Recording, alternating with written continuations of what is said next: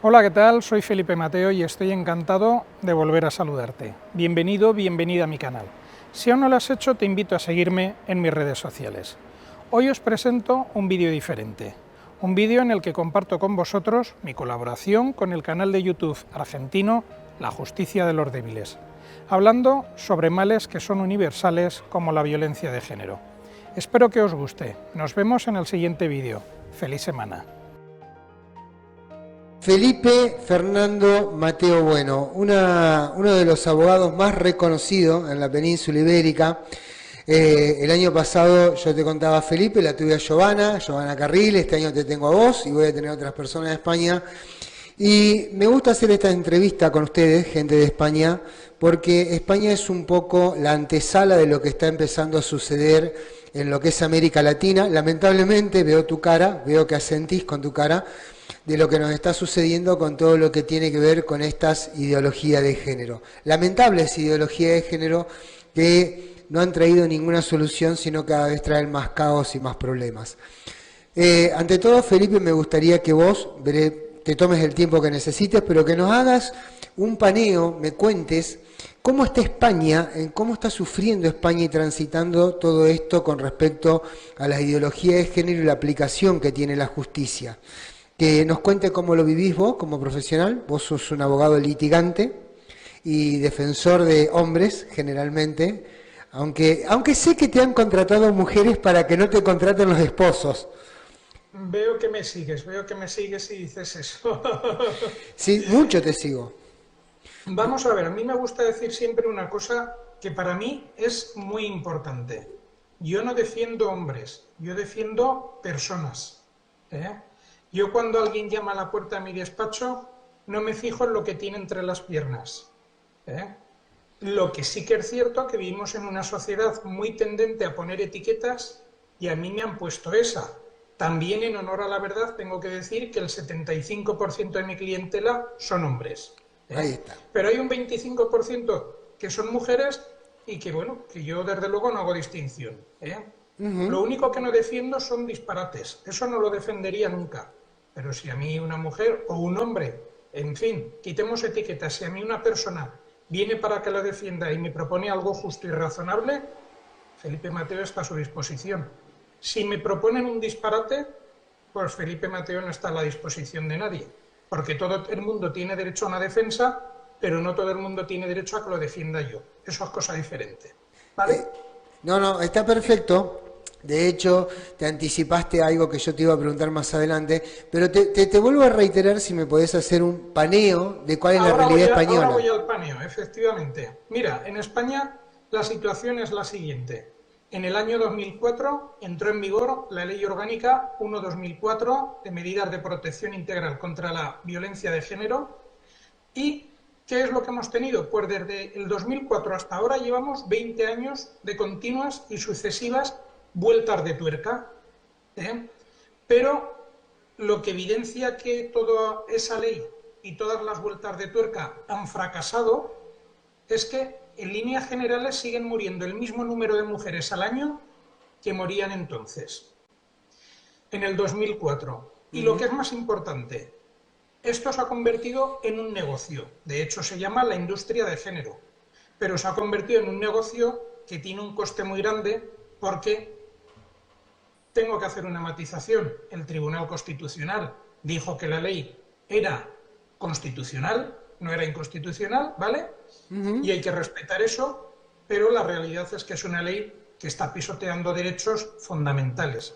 El derecho a la igualdad, y esto se lo saltaron hablando de la discriminación positiva, y en muchos casos también se está pisoteando el derecho a la presunción de inocencia. Desde el momento que una mujer pone una denuncia, el hombre es detenido automáticamente, aunque no haya ninguna prueba. Voy a corregir, automáticamente no es exacto, para que luego nadie se nos eche encima, pero en el 95, 96 o 97% de los casos es detenido automáticamente. ¿Vale? Bien. Entonces, esto es lo que tenemos. Bien, Felipe. Eso ha creado una situación de desigualdad que puede asimilarse a una persecución al género. Pues podríamos hablar de que sí. Vamos a ver, si en España dijéramos que se ha creado una ley en la que cuando un blanco comete un delito y un negro comete el mismo delito hay una pena mayor para el negro, nos echaríamos las manos a la cabeza. Si en Argentina dijéramos que hay una ley en la que cuando un argentino comete un delito hay una pena y cuando lo comete un español hay una pena superior para el español, nos echaríamos las manos a la cabeza. Pues en España tenemos una ley que, si una mujer le pega una bofetada a un hombre y el hombre le devuelve exactamente la misma bofetada, la pena que le ponen a ese hombre, aunque haya sido devolver la bofetada o aunque haya sido defensa propia, la pena que le ponen al hombre es superior a la de la mujer. Bueno, cuando se generan este tipo de desigualdades, estas asimetrías jurídicas, se está vulnerando la igualdad ante la ley, que es una de las primeras cosas. Has hablado de la vulneración de la presunción de inocencia. Hoy el hombre, y esto lo pregunto porque desconozco el contexto jurídico de España, ¿es que jurídicamente ha dejado de ser inocente o en la práctica de la aplicación de la justicia ha dejado de ser inocente? No sé si soy claro en la pregunta. Muy claro, y es una pregunta muy inteligente, porque la respuesta tiene dos respuestas. Formalmente, el derecho a la presunción de inocencia existe, y es un derecho contenido en el artículo 24 de la Constitución española. Todos los ciudadanos tienen derecho a la presunción de inocencia. Pero ¿realmente qué pasa? Realmente pasa que si una mujer va a comisaría y denuncia, hay un porcentaje, unas posibilidades entre el 95 y el 99% de posibilidades de que ese hombre sea inmediatamente detenido. Es terrible. Con la simple palabra de la mujer. Luego hay otra cosa más, otra perversión añadida. Cuando se inicia el procedimiento judicial, la mujer desde que denuncia es considerada jurídicamente víctima. Vamos a ver, si yo hablo de víctima, quiero decir que el otro es culpable. Hay un victimario. Víctima será cuando haya una sentencia firme que diga que esa señora ha sido maltratada o agredida por su pareja o expareja. Pero antes no podemos hablar de víctima. Bien, no, me parece muy buena el enfoque que le estás dando. Yo te cuento rápido, porque te quiero hacer una analogía con España. En Argentina, por ejemplo, tenemos las comisarías de la mujer, los observatorios de la mujer, los observatorios de las víctimas. Y eso llama un poco la atención, por lo mismo que vos decís, hay víctima cuando hay victimario. En todo caso, lo que hay es un denunciante. Ya el solo hecho de que una persona, cuando denuncia, se convierta automáticamente en víctima, hace que del otro lado haya una persona con una condena previa. No hay una condena previa formalmente, pero informalmente sí. Pero lo que es más sorprendente y más increíble todavía, nada más denunciar, como es víctima, tiene toda una serie de beneficios, como por ejemplo, asistencia de un abogado del turno de oficio, asistencia gratuita. Como por ejemplo, si no tiene recursos económicos, incluso puede acceder a una paga mensual. Que, ojo con la paga mensual, si luego se descubre que la denuncia es falsa, no hay que devolverla. En Argentina pasa igual. Etcétera. Entonces, a mí me parecería muy bien que tuvieran acceso a todos esos beneficios una vez que se confirmara que son víctimas. Pero esto es como si yo te denuncio a ti por algo que me invento y automáticamente me dan una paga. Y si encima se descubre que me lo he inventado, no la tengo que devolver. Es que vamos a ver, se está incitando a la mujer a denunciar. Porque casi hay que ser muy fuerte para resistir la tentación de denunciar. Pues sé que te estoy escuchando y no puedo dejar de acordarme. Yo suelo mirar un cómico español que se llama José Mota. Hay un sketch de José Mota donde él va a pedir la asignación por hijo. Y le preguntan si tenía el hijo. Dice que no, pero que iba a poner muchas ganas para tenerlo. Y le dicen que no hay adelanto por tener hijo. Hay una paga por tener hijo. Y todo eso, que parece un disparate, que básicamente es un disparate, lo que él hace lo lleva a extremos, es lo que está sucediendo exactamente con la ideología de género, no solo en España, te cuento que en Argentina es igual. De hecho, nosotros hay asociaciones de padres, en España también muy activas, hemos logrado acceder a los chats del Ministerio de la Mujer y vemos cómo en los mismos chats indican comisarías, fiscalías, que van a impulsar ese como parte de un negocio. ¿Vos creés que algún fiscal nos secuestra el teléfono para decir, che, voy a investigar este delito? No, obviamente. Vamos a ver, yo incluso lo tengo publicado en mi página web. En España hay sitios que se pagan con dinero público, que se llaman la casa de, en los que a veces se dan muy malos consejos. Por ejemplo, va una mujer a según qué sitios y dice, oiga, yo me quiero divorciar y quiero conseguir la custodia exclusiva de mis niños, la atribución del uso de la vivienda y una pensión de alimentos. ¿Qué consejo le dan? Pues en muchos casos el consejo es, pues ponga una denuncia por violencia de género. ¿Por qué? Porque la ley establece, en España la ley establece que cuando un progenitor esté inmerso en un procedimiento penal por haber atentado contra la integridad física o moral del otro progenitor o de la prole, no tendrá derecho a la exclusiva ni la compartida. Bien. Con lo cual, una forma muy fácil de conseguir la custodia exclusiva en España es poner una denuncia por violencia de género. Y hay sitios en los que directamente te lo aconsejan. Y aún es más, luego viene la vuelta de tuerca. Oye, que la denuncia por violencia de género nos falla. Pues lo que puedes hacer es una denuncia por abusos sexuales a los niños.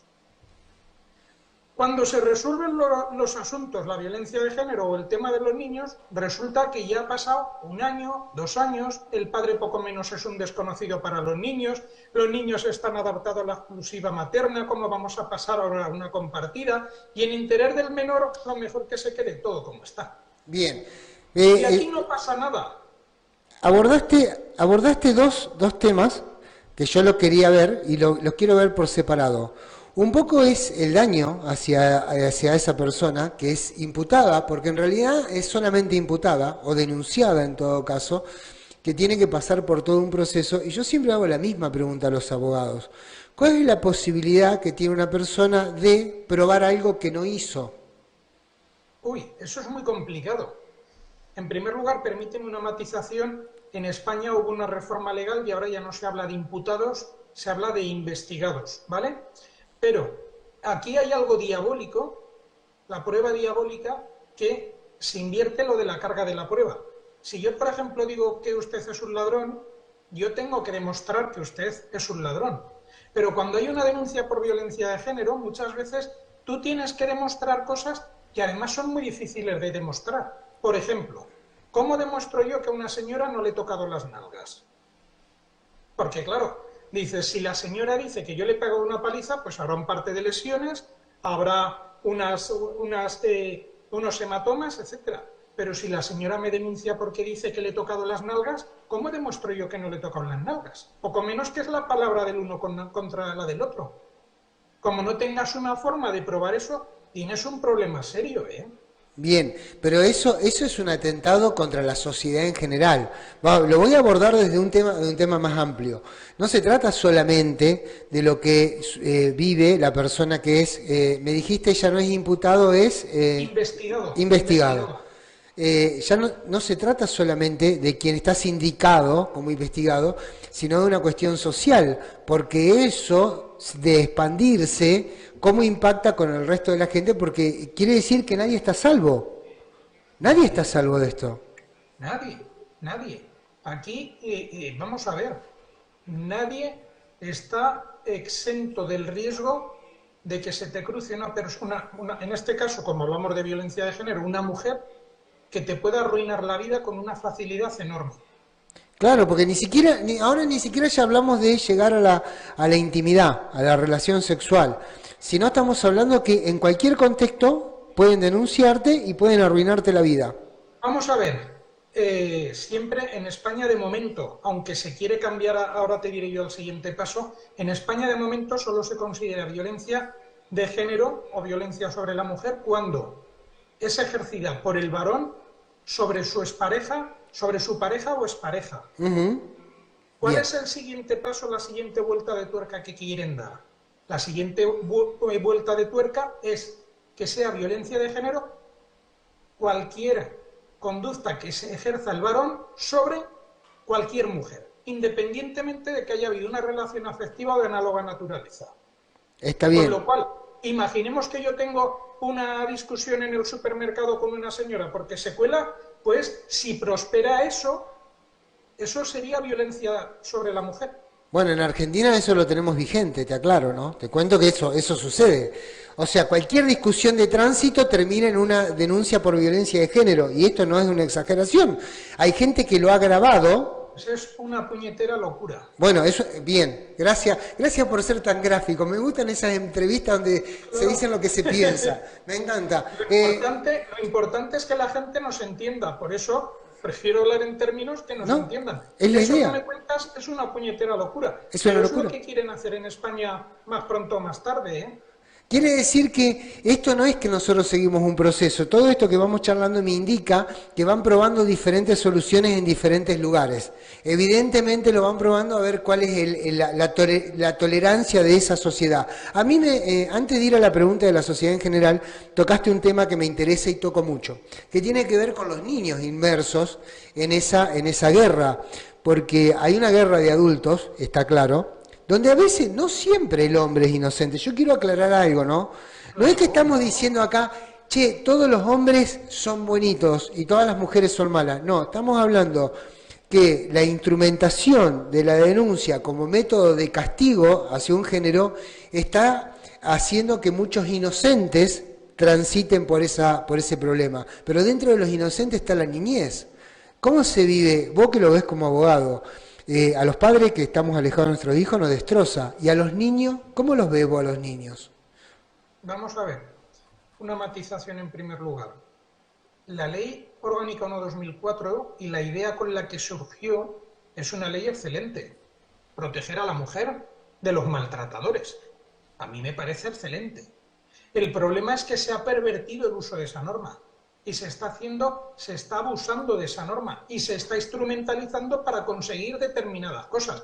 ¿Qué es lo que critico yo? ¿Que haya una ley para proteger a las mujeres? No, bienvenida. Lo que yo critico es que eso se use indiscriminadamente para conseguir cosas que no se deberían conseguir instrumentalizando el uso de una norma.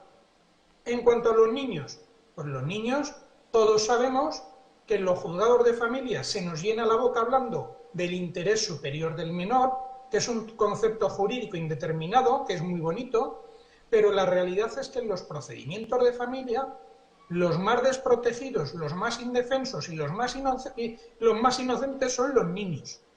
En España tenemos la figura del Ministerio Fiscal, que es quien debe velar por el interés superior del menor. Pero, sinceramente, lo digo con todos los respetos hacia el Ministerio Fiscal, pero salvo excepciones puntuales que los ves que dices, oye, olé, pues los fiscales es que no hacen nada por los niños. En los procedimientos de familia hoy en día, el Gabinete Psicosocial emite un informe diciendo que recomienda la custodia exclusiva materna y el fiscal dice lo que diga el Gabinete Psicosocial. Oiga, pues para eso no hace falta que usted venga aquí. Para eso ya que dicten las sentencias el Gabinete Psicosocial.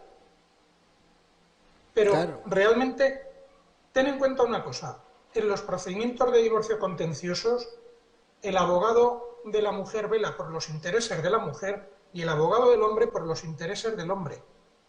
Muy pocas veces te encuentras un divorcio contencioso en el que los abogados se dediquen a velar por los intereses de esos niños.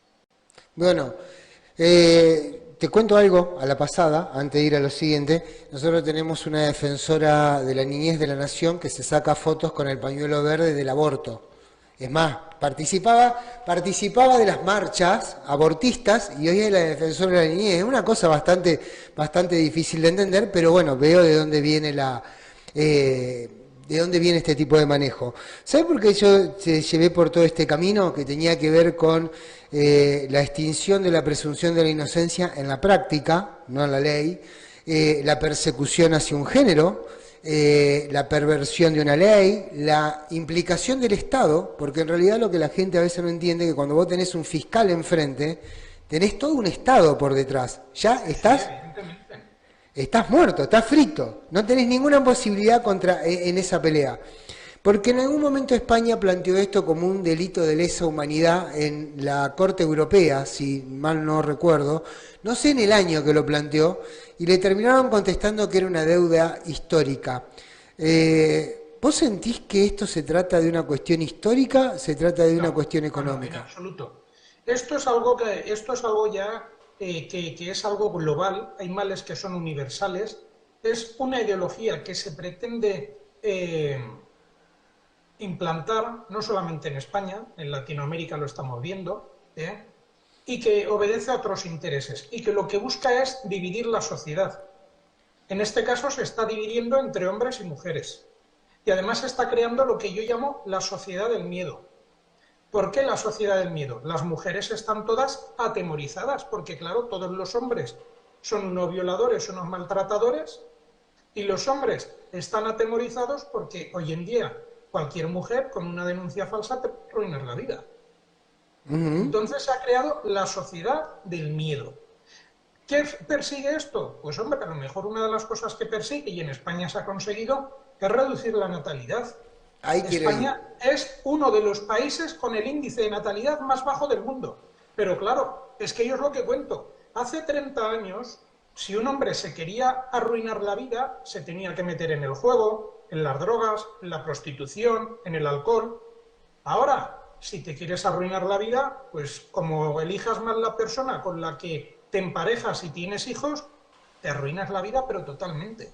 Bueno, y tocaste justo un tema que yo iba, que tenía que ver con la baja natalidad de España. Creo que históricamente está en los niveles más bajos desde que se tienen estadísticas en España, porque la aplicación en España y en América Latina no es azarosa. Eran los lugares de mayor natalidad en los años 1971 y cuando se hace un nuevo testeo en el año 1987, el lugar donde menos había bajado la natalidad en Europa era en España y en América Latina seguía algo alta. Por eso es que la acometida es tan fuerte en España y en América Latina. España hace menos de 20 años tenía el 1.7% de natalidad y hoy está por debajo del 0.5, 0.4, no me acuerdo cuánto. En España en este momento estamos en el porcentaje más bajo de toda su historia. Pero es que a nivel mundial somos uno de los países con el índice de natalidad más bajo del mundo. Cuando era el más Ojo al alto. dato, ¿eh? Ojo al dato. Pero claro, volvemos a lo que decimos. Con las leyes que tenemos, a ver quién es el valiente que se atreve a tener un hijo en este momento. Exacto. En todo esto, vos hiciste una introducción que decías que también defendías mujeres y te debes haber encontrado con casos donde había una mujer que básicamente quería usar el sistema sin haber sufrido un daño. ¿Y cómo trabajas con ese Pues es tipo de muy clientes? fácil. Yo cuando una mujer acude a mi despacho, y te voy a contar una anécdota no muy lejana, de hace 2 o 3 meses, acude una señora y me dice que se quiere divorciar, que quiere conseguir la custodia de sus niños, que tal, que cual, y me cuenta. Mis amigas me han dicho que denuncie por violencia de género. Y yo entonces le hago la pregunta. La miro fijamente y le digo, oye, ¿has sufrido violencia de género? ¿Tu marido te ha maltratado física o psicológicamente? Esta señora me respondió de forma clara y contundente, no. Pues si no te ha maltratado ni física ni psicológicamente, no podemos denunciar por violencia de género. En muchos casos siguen conmigo y en otros casos dicen, pues bueno, pues adiós, me voy con otro. Pero yo estoy encantado de que se vayan con otro en estos casos. No, está bien. Bueno, entre todas las cosas que sufre el género masculino, porque ya vamos a hablar más específicamente que tiene que ver con los niños tutelados, que es un tema muy grave en España.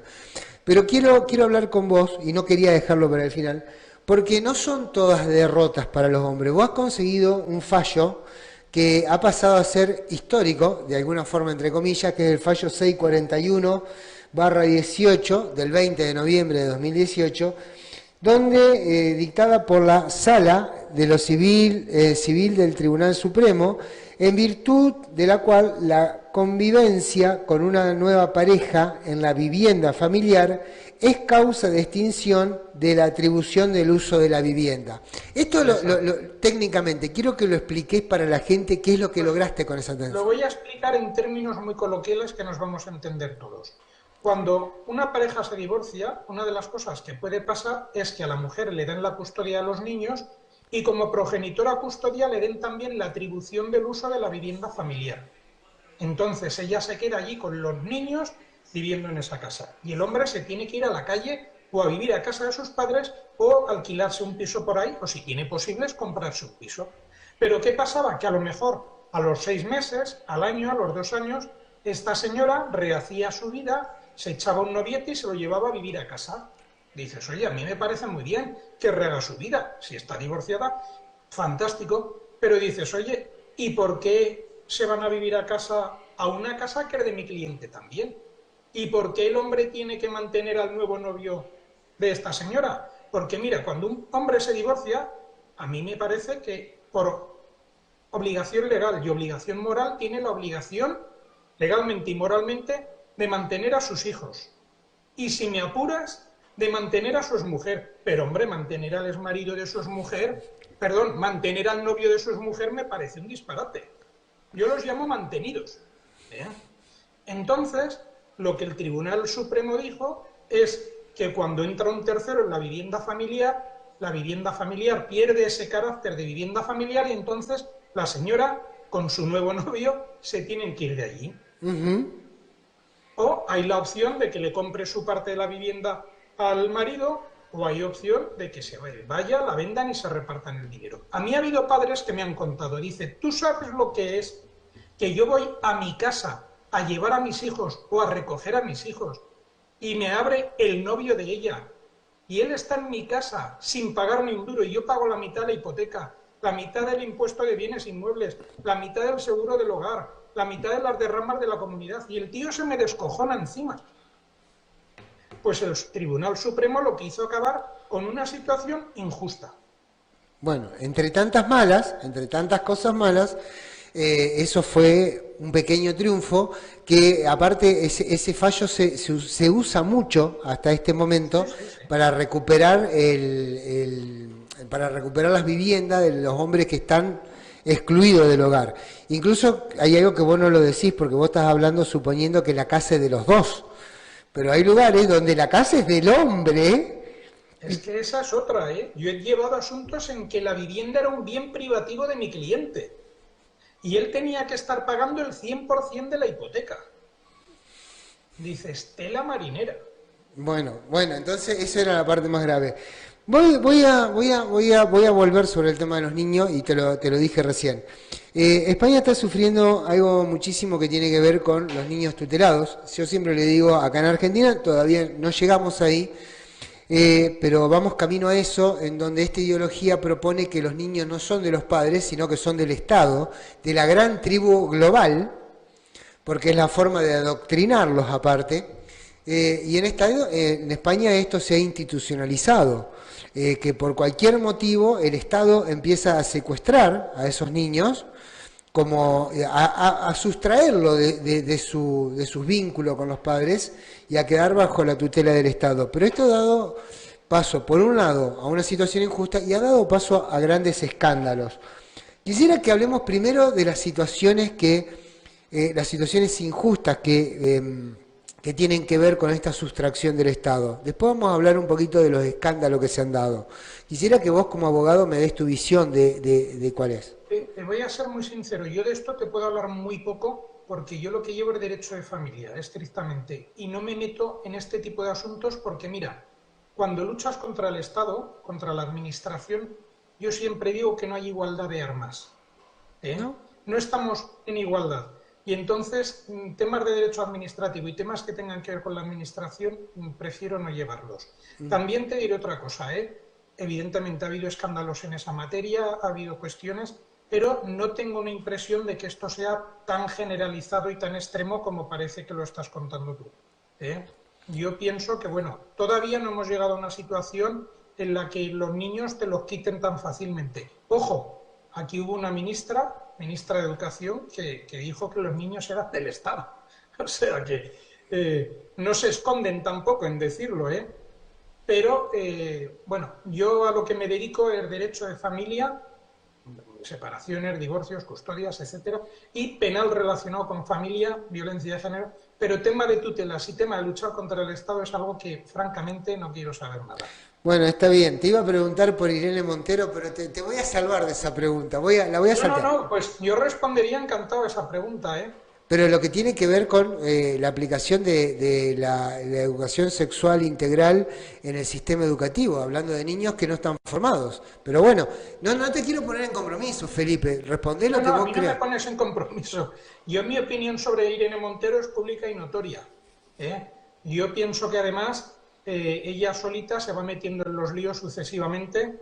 Aquí tenemos la ley del solo sí es sí, un logro de Irene Montero, y gracias a ella, por ejemplo, pues hay ya casi 1000 violadores y pederastas que han visto reducidas sus penas significativamente y muchos de ellos han quedado en libertad. Con, bueno, está Con la ley bien. del solo sí es sí. Ahora, otro logro de Irene Montero es la ley trans, ¿eh? Que fíjate tú qué cosa más curiosa, te puedes cambiar de sexo, o mejor dicho, puedes cambiar la mención registral relativa al sexo en el registro civil. Entonces yo puedo ir al registro civil y decir, mire, oiga, que yo ahora ya no quiero figurar como hombre, quiero figurar como mujer. Pero la propia ley te permite incluso mantener el nombre. Entonces yo voy y digo, yo no quiero figurar como hombre, quiero figurar como mujer, pero seguir llamándome Felipe. Ah, pero ahora viene lo mejor. Dentro de 6 meses puedo ir y decir, oiga, que me lo he pensado mejor y quiero cambiar. Ahora quiero volver a ser hombre. Y ahora viene lo mejor. Transcurridos otros 6 meses puedo ir y cambiar otra vez.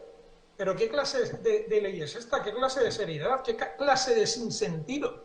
Bueno, creo que Entonces, el problema que tenemos es que están legislando legos en derecho, o te diría más, analfabetos. bueno. Y hacer leyes es una cosa muy seria. Felipe, tengo un par de preguntas, pero hay una que no quiero porque nos quedan 8 minutos. ¿España no tardó demasiado en reaccionar, la sociedad española no tardó demasiado en reaccionar ante lo que lo que significó la instauración de la ideología de género desde hace 20 años? ¿No fue muy lenta la reacción? ¿Quieres que te diga la verdad? Por favor. España no ha reaccionado. Ah, España no ha reaccionado. Vamos a ver. ¿Tú has visto alguna manifestación en la calle oponiéndose a todas estas leyes? muy ¿Tú has pocas. visto en el Congreso de los Diputados? Ojo, se critica, por ejemplo, de la ley del solo sí es sí, se critica al PSOE y a Podemos. Pero oiga, que esa ley se aprobó con la mayoría de muchos diputados, no solamente los del PSOE y de Podemos. Ujú. ¿Eh? Y ahora tendremos elecciones en mayo, las autonómicas y las locales, y probablemente habrá mucha gente, millones de personas que seguirán votando a PSOE y a Podemos. Y tendremos a final de año las nacionales, y mucho me temo que seguirá ganando quienes están promoviendo estas leyes. Qué España no ha reaccionado contundente. todavía a esto. ¿Quiénes han reaccionado? Los que les ha caído la ley encima. Porque Exacto. además, cuando cuentas lo que pasa en España, la gente no se lo cree. Solo lo saben y solo se lo creen los que lo han vivido, o los que, como yo, estamos todos los días en los juzgados viendo la aplicación de estas normas y las que pasan. Yo siempre digo un ejemplo. Mira, en España, si yo me pongo de acuerdo con la mujer de un hombre, ese hombre esta noche duerme en un calabozo. Mañana, cuando salga, no podrá volver a su casa. Y si tiene hijos, ya veremos si los puede ver y en qué condiciones. Y ahora viene la pregunta, ¿qué tiene que hacer ese hombre para que le pase todo eso? Nada. Yo simplemente le digo a la mujer 4 cosas que tiene que decir y 4 que tiene que hacer, y con un chasquido de dedos le arruinamos la vida a un hombre. Y si me vas a preguntar qué es lo que tiene que decir y hacer, no te lo voy a decir para no darle ideas a nadie. No, no, ¿Vale? no. Sí, sí. Yo no te lo preguntaría bajo ningún punto Pero aquí no ha reaccionado la sociedad. aunque lo dijeras te cortaría, porque no dejaría que No, le dé no, idea. pues te lo digo claramente. Yo, yo, Aquí no ha reaccionado la sociedad. yo terminé siendo, Está anestesiada. bueno, yo terminé siendo periodista porque soy papá obstruido, porque yo lo sufrí y una de las cosas que veía es justamente la falta de reacción no de lo que lo sufrimos, sino del resto de la sociedad, de creer que no les va a pasar nunca. Ojo, que hay otro dato muy importante. En primer lugar, siento mucho lo que te ha pasado a ti, que ¿No? cuentas tu vivencia personal. Pero hay un dato muy importante. Detrás de cada papá obstruido que llamáis en Argentina, hay unos abuelos obstruidos, unos tíos, unos hermanos. primos. O sea, no es que tú no tengas relación con tu hijo, es que tus padres seguramente no tienen relación con su nieto. Y tus hermanos, si los tienes, tampoco. ¿Sabes tú la cantidad de abuelos que se han muerto en España sin poder despedirse de sus nietos, por ejemplo? Sin poder verlos porque, oye, pues porque a una señora se la cruza por las narices que los niños no tienen familia paterna. Y encima, aunque no oficialmente, pero de facto sí, pues es que el sistema judicial apoya esto. Felipe, me quedan 4 minutos. A mí siempre me gusta que la entrevista la cierre el invitado. Y siempre le pido lo mismo, que dé un mensaje a la sociedad. No al programa, sino a la sociedad en general, de acuerdo a la experiencia, a lo que ve, a lo que vive, porque ustedes tienen un bagaje muy grande en cuanto a experiencia. ¿Qué mensaje le darías a la sociedad argentina? Uy, a la sociedad argentina. Y española también, porque te van a ver en España, en realidad a la sociedad en general. A la Argentina que no sigan nuestro ejemplo. Yo sé que muchas veces el derecho español es un referente en países de Latinoamérica, pero en esta materia somos un mal referente. Con lo cual a la sociedad argentina que no siga nuestro ejemplo. Pero luego, como tenemos aquí un año muy electoral en España, yo diría que la gente no vote a los partidos que apoyan este tipo de ideologías. Hay que pensar a quién se vota. Sí, porque si no en lugar de víctimas somos cómplices. Sí, evidentemente, no te quepa ninguna duda. No quise decirlo tan duro cuando hablé de España, pero es lo que sentía cuando miraba esto. Cuando miré España, porque hace muchos años que lo vengo mirando, hace por lo menos 12 años que veo lo que pasa en España y no ha mejorado, sino que ha empeorado. Así que bueno, Felipe, te agradezco la amabilidad. Sé que en España tenemos 4 horas de diferencia, ya son casi las 22 horas, seguramente querrás cenar y descansar después de una larga jornada y te agradezco que hayas estado en mi programa.